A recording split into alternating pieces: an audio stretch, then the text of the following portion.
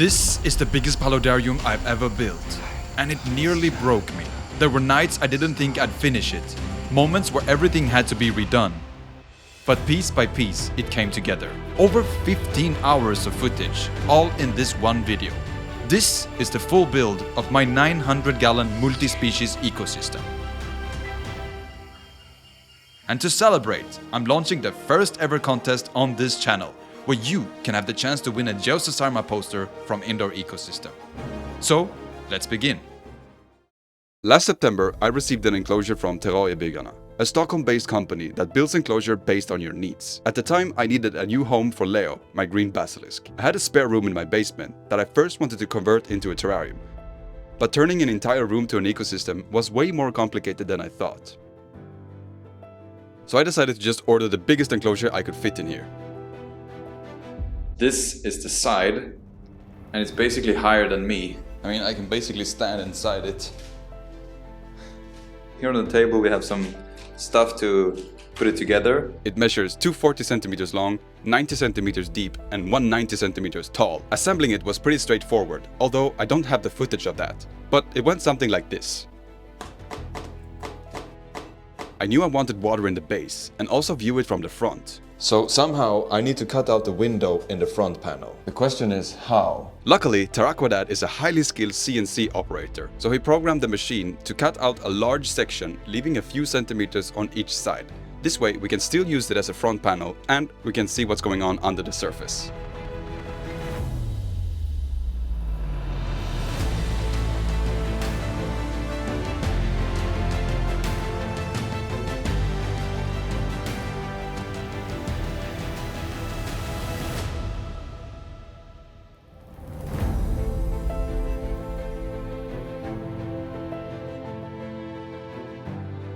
So if we go out of the studio and into the next room, we have Leo's new enclosure. I can't really film in front of it because I don't have a wide enough angle, so I have to film from the side. But it's gigantic. I mean, I can live in here. I'm super excited about this and kind of scared because it's a huge project. I don't want anything to go wrong, so I'm gonna take my time with this, even though I'm super excited and just want to get on with it. With enclosure in place, the research to find the best background technique began. I envisioned a 3D background that looked natural and could be useful for Leo. I looked into cork panels, spray foam, Gorilla Glue, and the styrofoam cocoa fiber technique, but honestly, I didn't like any of these options. So I went to Malmö Museum, and that's where I discovered Makemake, a Danish company specializing in DIY art products. Many aquariums and zoos here in Scandinavia hire Makemake to build backgrounds, shark tanks, fake 13-meter kapok trees, you name it, and they'll make it. I've been working with Makemake for a few months now, but at the time this was the second time using their moldable decoration concrete. First you need a surface for the concrete to grab onto. I like to use styrofoam.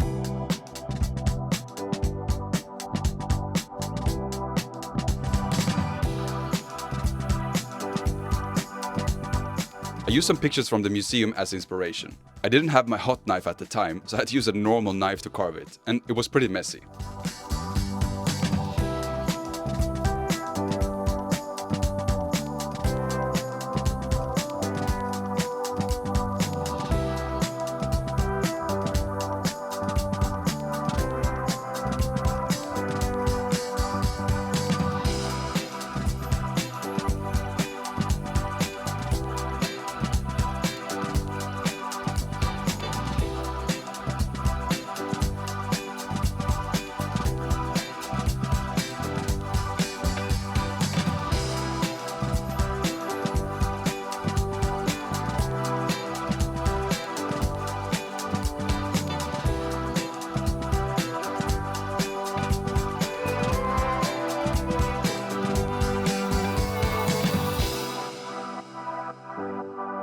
Once I was done carving the foam, I mixed up the first batch of concrete to a hummus-like consistency.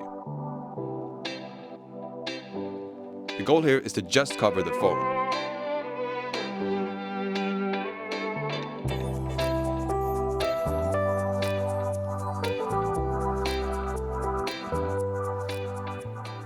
So So it's now been a few days since we added the foundational concrete layer. If you look closely in the background, you can still see some of the styrofoam poking out, which is absolutely fine, because now we're going to add the decorative layer. We're going to make it much thicker in the consistency, sort of a clay-like consistency, so we can really mold it and shape it however we want.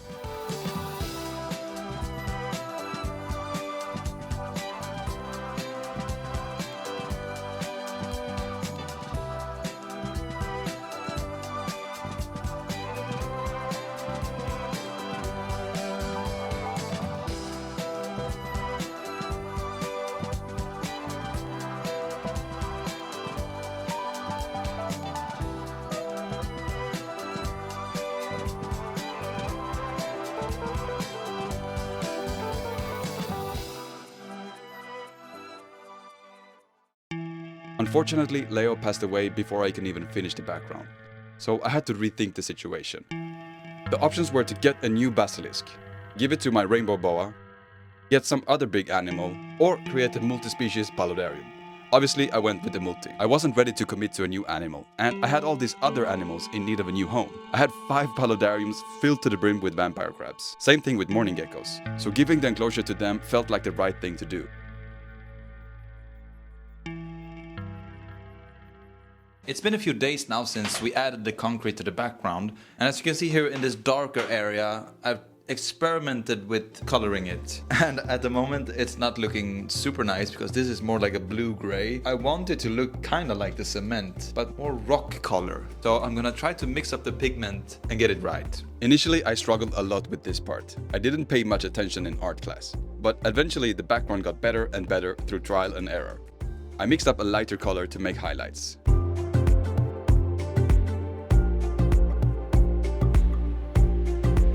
Finally, I mixed green, black and brown to get that aged look.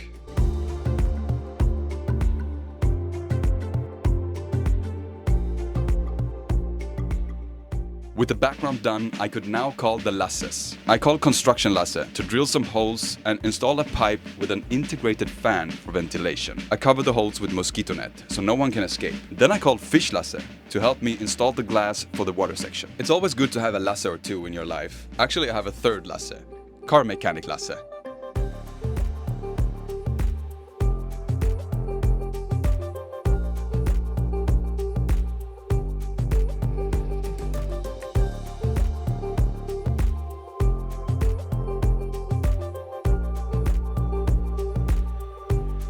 As fish lasse was finishing up with the front panel, excitement struck me. I could already visualize the hardscape, but first we need to water test it.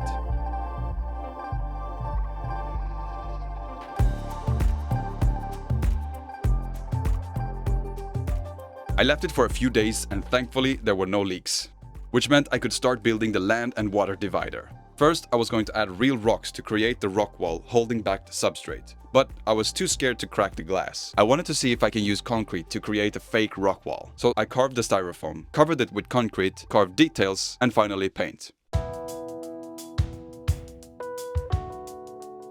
I called Fish Lasse to install the glass tracks, and when he was done, I added the sand for the rock wall to sit on.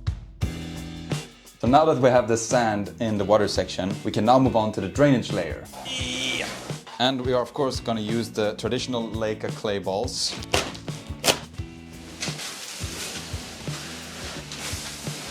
I think we need another 2 bags. Before I move on, I want to see how it behaves if I add water. It might just collapse or it might be an issue that I haven't thought of.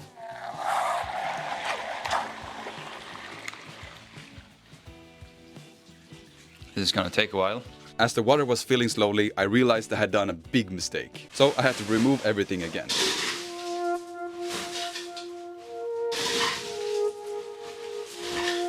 So I had to completely empty out the tank because the rock wall decided to float. I thought it would be enough to cover it with the concrete and that would weigh it down, but it didn't. So it was a disaster. I had to remove the Leica ball, remove the water, remove the sand, completely clean everything and dry everything. And then I siliconed the rock wall to the bottom. So right now I'm doing a second water test and I'm hoping that everything will go well this time. And thankfully it didn't float. I actually filled it all the way up to the top and nothing happened. So it's secured in place. The next thing would be to add the mosquito net followed up with the soil and then the hardscape, which I actually already have here, some of it at least. I also added lights.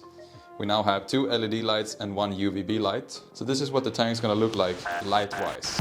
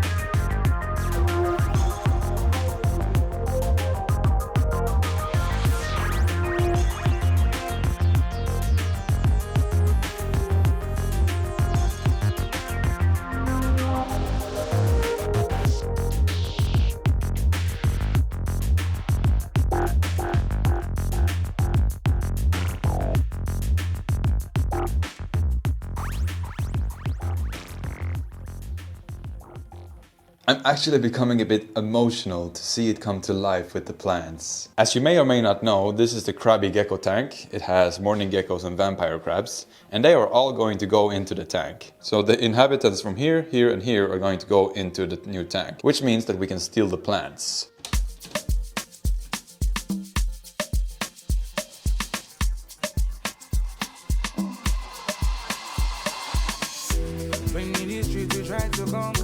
Life is sweet, you sweet like sugar. Eat your color, I eat my ember, I eat my ember, I eat them well. For myself, I'm doing better. Life is short to be feeling down. I'm a belay, I be alaga, I be alaga. I am eating the tango, say, girl, no be man, no. Tango, say, girl, no be man, no. Because I've done that, I've done peme, I've done go, I've done cast, I've done die.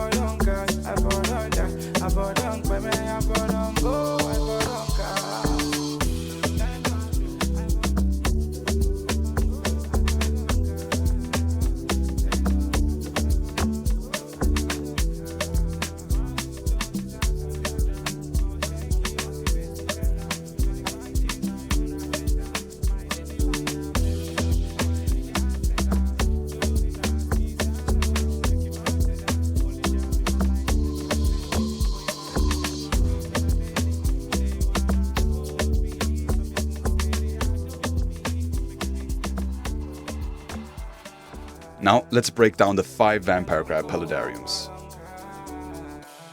3 years ago I started with just a pair in a small paludarium. That slowly over time turned into 5 paludariums overrun with vampire crabs.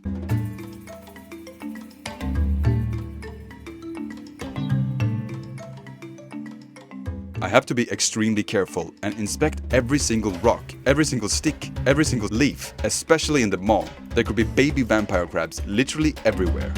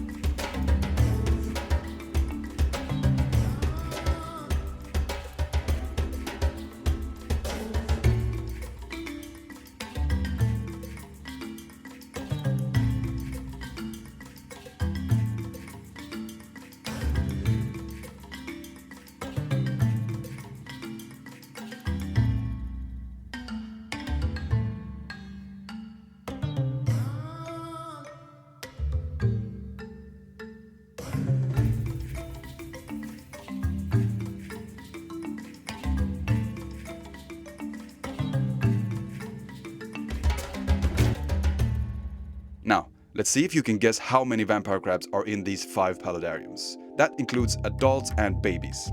If your guess is right, you'll win one of these Geocesarma posters from Indoor Ecosystem. To participate, all you have to do is follow me and Indoor Ecosystem on YouTube. Comment on this video your name, where you're from, and your guess. In 1 month's time, we'll reveal the first person that gets it right.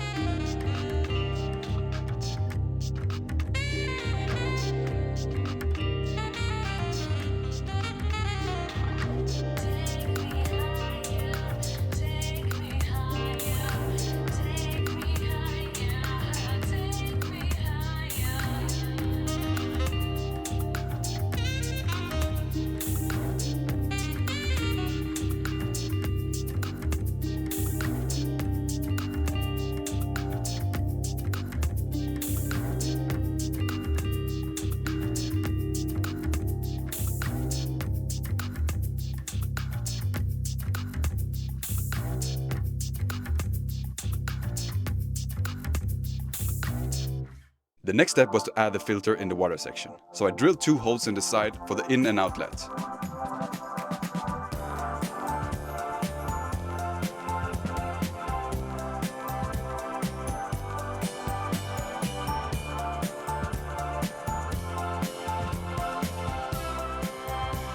The water section had been running for a few weeks now, so I added the neon tetras, corridoras and amano shrimp from Hugo's tank.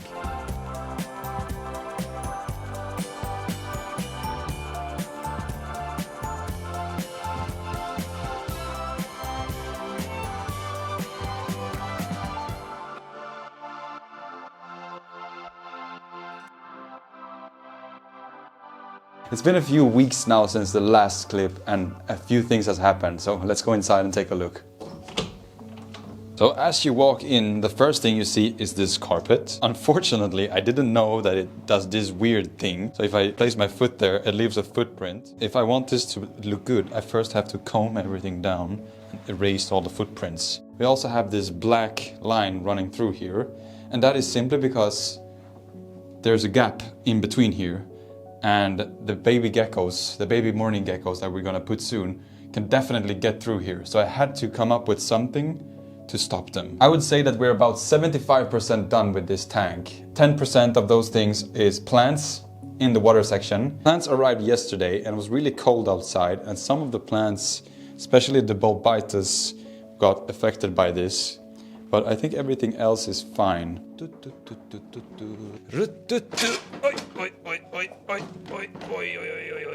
Okay. We have the Bucephalandra bukit kalam, we have Anubias arteri varnana, we have Hydrocotta tripartita, we have bulbitis, we have weeping moss, and this is the Cryptocoryne Wenti brown. And then we have the floating plants. The floating plants is called Azola Filciculcoides. And I don't know if this is a mistake, it kind of looks like a fancier version of duckweed.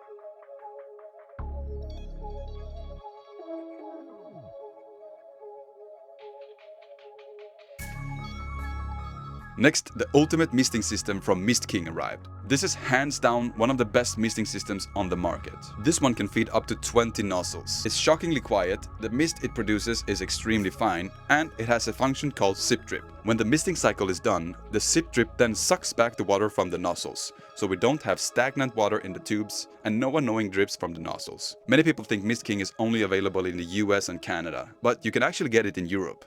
Link in the description. I drilled some holes in the roof, sealed them with silicone before securing the nozzles in place. Next, I connected the T-joints and tubing, making sure everything was properly aligned.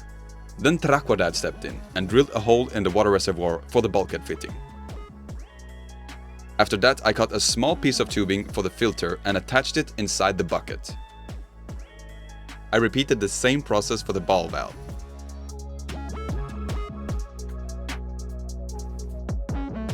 I then installed the sip drip system and connected all the electrical cables.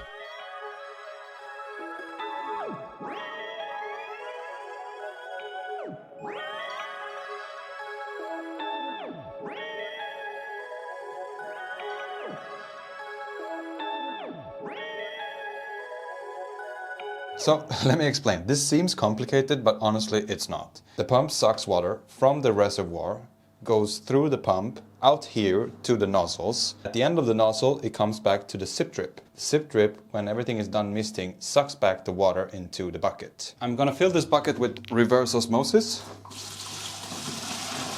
5, 4, 3, 2, 1, go. Something's happening. Something's happening. Yes, yes, yes. Oh baby. Oh baby, we have a misting system. Nothing is leaking on top. Yeah, oh, you missed that, but you can see those bubbles. That's the sip drip sucking back the water from the nozzles. All right, so it's currently 10:41. We got the first one at 8 a.m., 10 a.m., 12 p.m., and then 2 p.m. Next one is 6 p.m., 8 p.m., 10 p.m. Yeah, so we have 10 modes we can set this to. Let's now say that you want to mist continuously. Then what you do from here is to go to set, and then you go down, and it's off now, and now it's on. And then you just go through all these until it starts spraying. You can see that it's spraying here now. So this will now mist continuously until I stop it, or until the water runs out. And now I'm currently misting on the floor, so I have to close up here. Wait.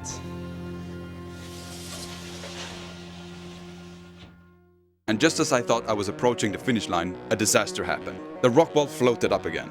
So I had to empty out everything again. All the plants, hardscape, substrate, animals, everything.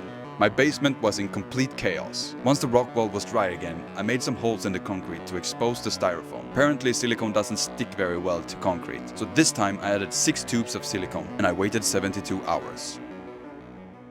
So, everything is finally back in its position. Honestly, I didn't film it because it was very, very stressful. It was chaos everywhere. In this little enclosure, we have more or less 20 morning geckos. They started out as 4 individuals, who turned into 8, who turned into 16. I don't even know how many I have, but I suspect at least 20. Okay, oh. And I'm gonna try to get them all into this glass jar. You can see one here. Oh. Yeah, okay. Got it. Kom här med dig. Will you go into the jar, please? Oh, yeah, nej. Yeah, got her. Go into the jar. Yes. Another one. Into the jar you go. If we open this. Oh shit.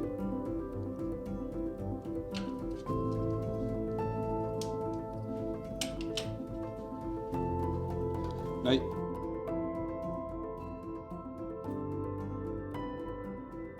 I know there's like 5 hiding at least here. I'm gonna close this up so we can add the other geckos without stressing them too much. Oh, what this?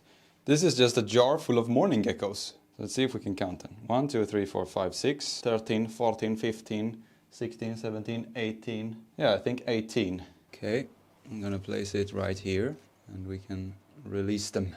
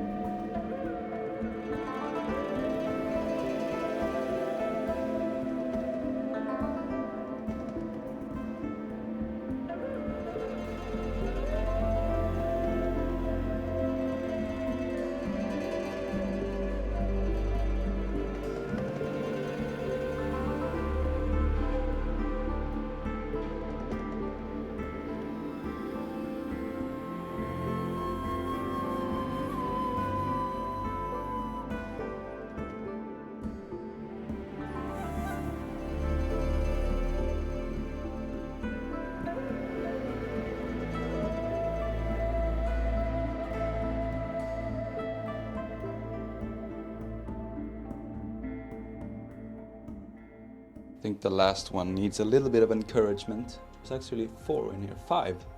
Go. The wrong way. Yes.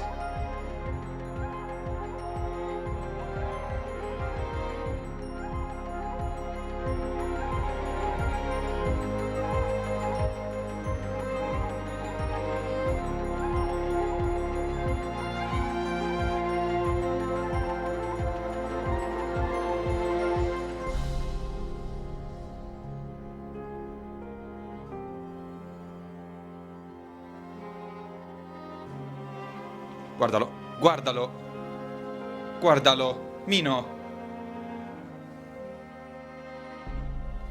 I mean, why do I even bother, Mino? Look at what you've done. Look. The crazy thing is that there's still morning geckos inside. I've seen 1 adult and 1 baby. And if we open this door, And if you look closely in the roof, you can see another 8 morning gecko eggs. plus they've already laid eggs in here. Let me show you. You see, right there on the fan. So if my calculation is right, we have 36 geckos in here, 2 geckos in the old tank, 2 eggs in here, plus 2 eggs in the crabby gecko, plus 8 eggs. That in total is 50 morning geckos. So in 2 years' time, in theory, there should be hundreds of geckos in here. What have I done?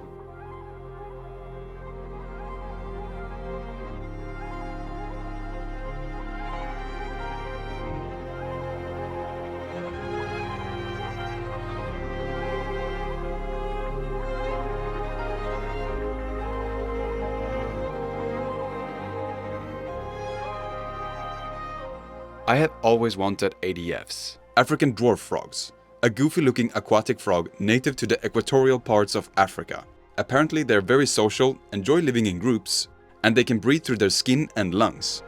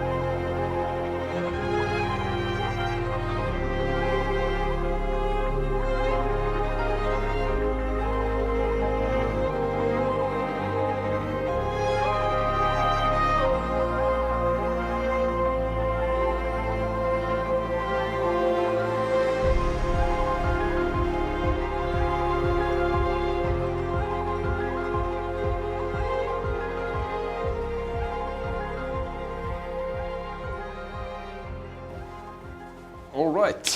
So I just came home from the Reptile Expo in Malmo, and as always, there's this Danish Thai woman. I don't know how she does it, but she sold me these bromeliads. All these, there's even more down there, for less than like $30, 30 euros.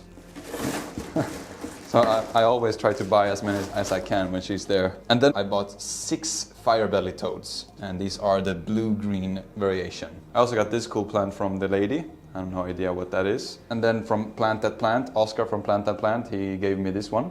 Some sort of Scooby-Booby plant.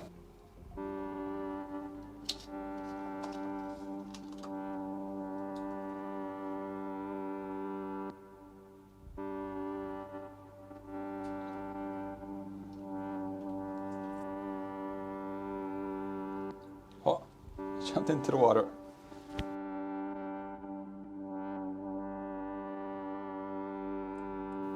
I know you shouldn't really touch them, but this is just quickly to get them in.